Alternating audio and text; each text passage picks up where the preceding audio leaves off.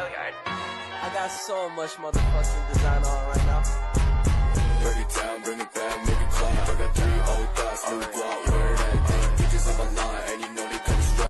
Uranic acid pathway is an alternative oxidative pathway for glucose and also known as glucuronic acid pathway.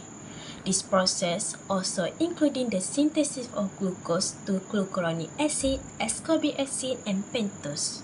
In most of the carbohydrate metabolism phosphate, ester are participate, but in uranic acid pathway, free sugar or sugar acid are involved.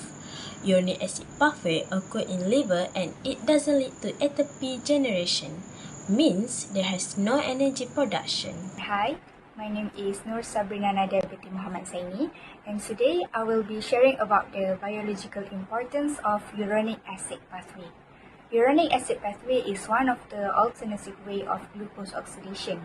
And for your information, this pathway does not concern on the generation of energy, which means there is no ATP produced in this pathway even though glucose is oxidized. So, what is the importance of this pathway? The main importance of this pathway is to provide UDP glucuronic acid, which is the metabolically active form of glucuronic acid. This UDP glucuronic acid is involved in the synthesis of mucopolysaccharides, the conjugation of steroids, various drugs and toxins, and also the conjugation of bilirubin.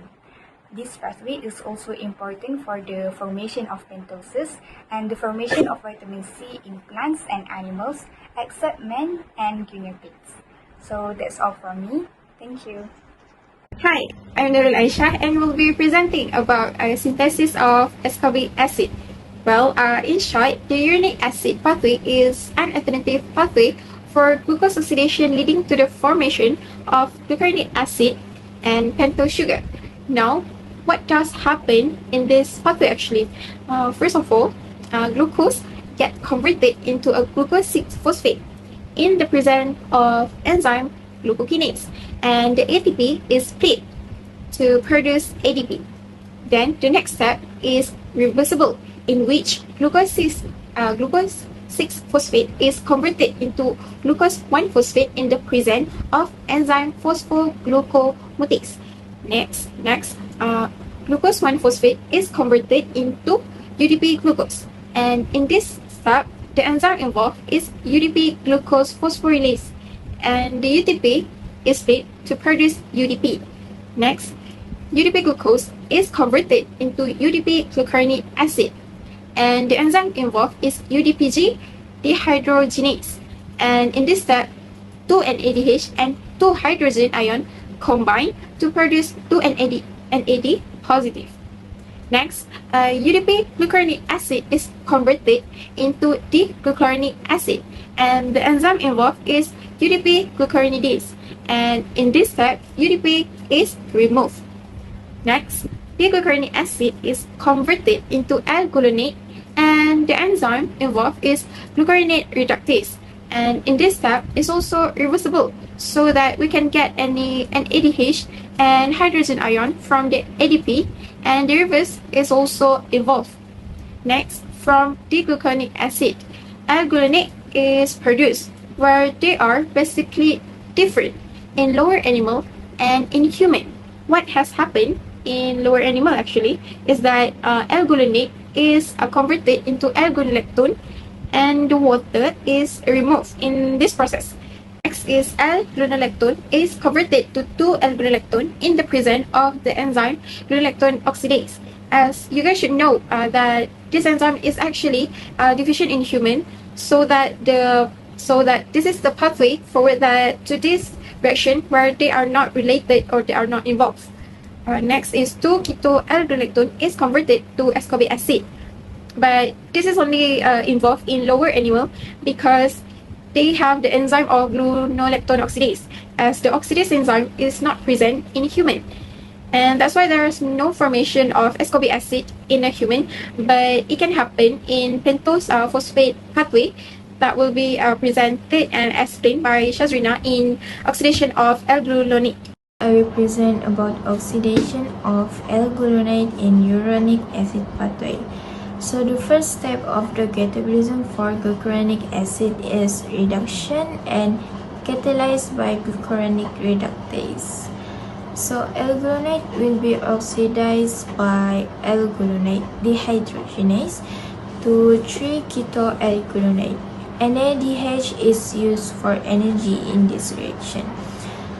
And then 3-keto-L-gluconate will decarboxylase and form L-cellulose. One carbon from 3-keto-L-gluconate is released as carbon dioxide. So L-cellulose will reduce to xylitol by cellulose reductase. Oxidation occurs in xylitol by xylitol dehydrogenase and then produce D-cellulose. So D-cellulose is phosphorylated at carbon 5 to produce D-cellulose 5-phosphate. So this is the last compound that actually will metabolize further in pentose phosphate pathway. Hi everyone, I am Sophia and I am going to explain about the metabolism reaction for uranic acid pathway. So this reaction started from glucose 6-phosphate, which is a combination of phosphorylation of glucose by hexokinase. This glucose 6-phosphate is isomerized to glucose 1-phosphate by phosphoglucomutase enzyme. Then, one UDP molecule is utilized in this reaction and glucose 1-phosphate will form UDP glucose catalyzed by UDP glucose pyrophosphorylase. Later in the reaction, from UDP glucose, there is a formation of UDP glucuronic acid and this reaction is catalyzed by UDP glucose dehydrogenase. UDP glucose is oxidized at carbon 6 by an AD-dependent UDP glucose dehydrogenase in a two-step reaction yield UDP glucuronate. Thus, we got UDP glucuronic acid, a molecule of an ADH and H+ ion as the final product.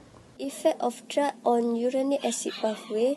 Administration of drugs such as barbital and chlorobutanol significantly increases the uranic acid pathway to achieve more synthesis of glucuronate from glucose. This is because for detoxification of this drug, the glucuronate is required. Certain drugs like aminopyrin and antipyrin were found to enhance the synthesis of ascorbic acid in rats. Hi, I am Nur Inshira and for this part I am going to explain on the deficiency in uronic acid pathway. Essential pentosuria is a rare genetic disorder that occurs from the uronic acid pathway. This kind of disorder is due to the deficiency of the enzyme and ADP-dependent and xylitol dehydrogenase. These affected enzymes then causing the L-cellulose unable to be converted to xylitol. An example of its internal symptoms are individuals that were affected will excrete a large amounts of L-cellulose in urine and it gives a positive Benedict's test. But mostly, essential pentosuria is asymptomatic. Last but not least, essential pentosuria can be treated by using barbiturates or aminopyrin to help induce uranic acid pathway and increase the excretion of L-cellulose. That's all.